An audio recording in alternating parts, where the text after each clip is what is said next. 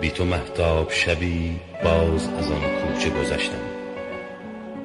کوچه ها همیشه با خاطرات کودکی و جوانی ما پیوندی ناگسستنی داشتند و چه زیبا قلم زده است فریدون مشیری، شاعر توانای معاصر ما، یک کوچه و یک خاطره را. کوچه.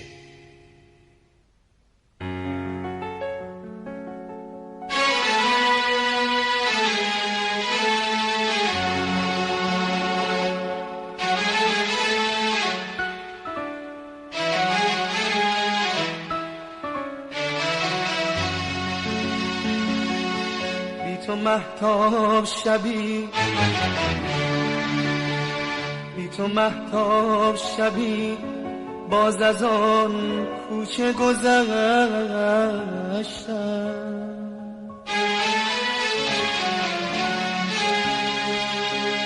همه تن چشم شدم، خیره به دنبال تو گشتم. شوق دیدار تو، شوق دیدار تو لبریز شده از جام وجودم. شدم آن عاشق دیوانه که بودم.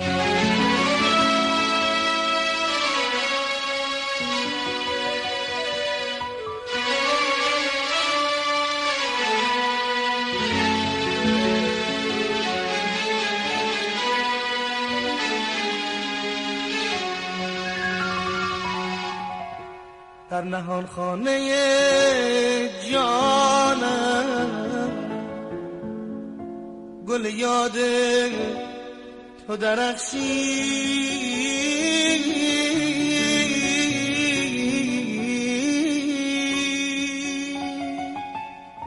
باغ صد خاطر خندید، عطر سر خاطر پیچی.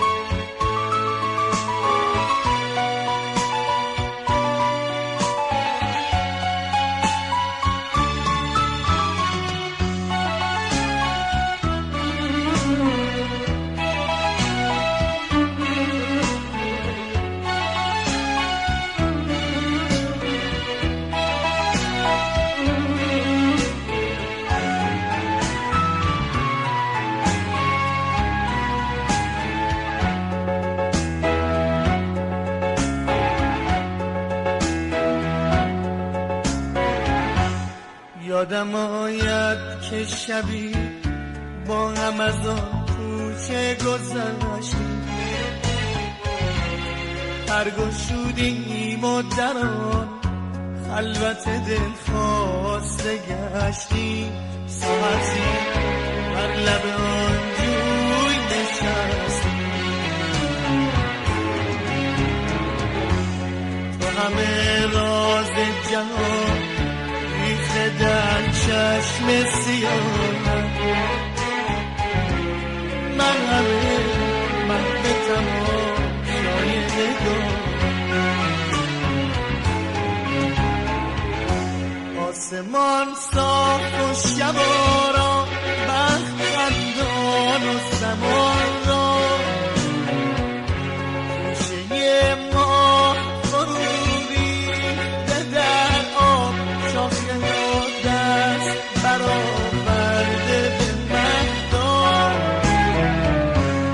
شب و صحرا و گل و سنگ همه دل داده به آواز شبان، همه دل داده به آواز شبان.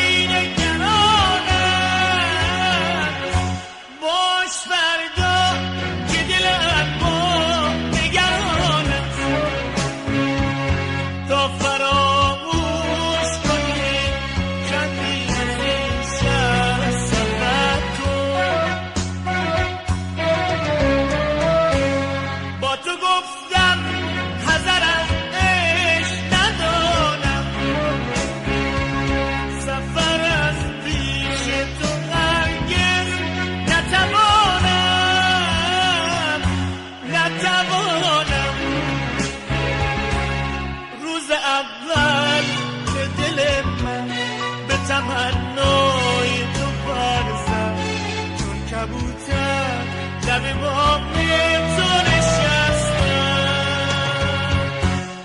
تو به من سنگ زدی من نرمیدم،